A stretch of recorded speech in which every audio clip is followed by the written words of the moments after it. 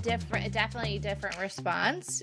If you're going in accusatory, like, you did this, I know this is what you're doing to me, versus, I've struggled with this and this is coming up for me again. And this is what I'm telling myself. And this is what I'm fearful of.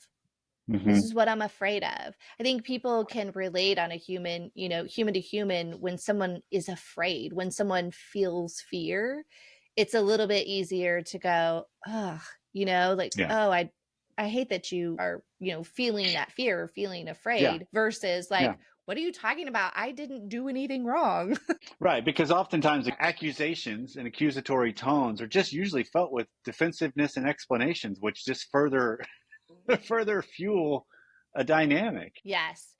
And, to point out, fear and intuition feel very different. And I think people get those confused a lot. Like, oh, because it feels so strong when that's a great clarification. Yeah, because when something like that pops up, where it's like, oh, this looks really familiar to something else I experience, it feels so strong in our body and in our mind that we think it must be true. Like, there must be something here, because I keep feeling this way. I keep, this keeps coming up.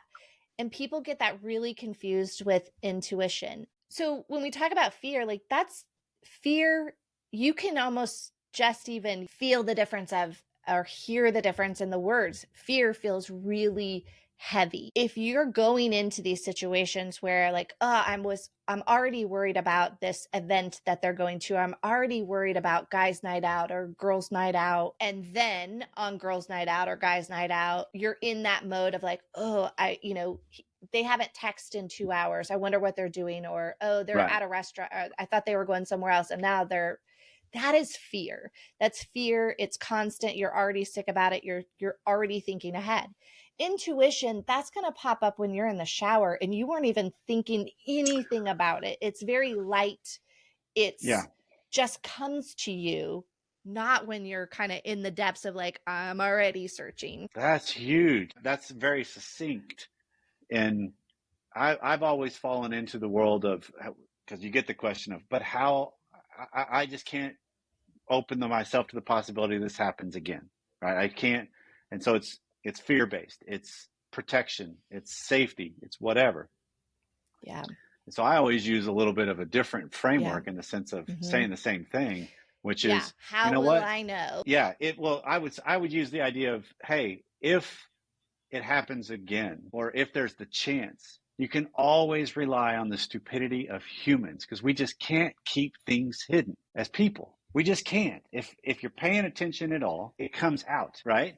And so the way I pay attention most, as you're describing, is I settle myself down to watch, to be in tune, and then intuit what's going on. And so I love that idea, because it kind of, so good. Something strikes you as like, something's off, that's deeper here. So I need to bring this forward. That's huge. Yes.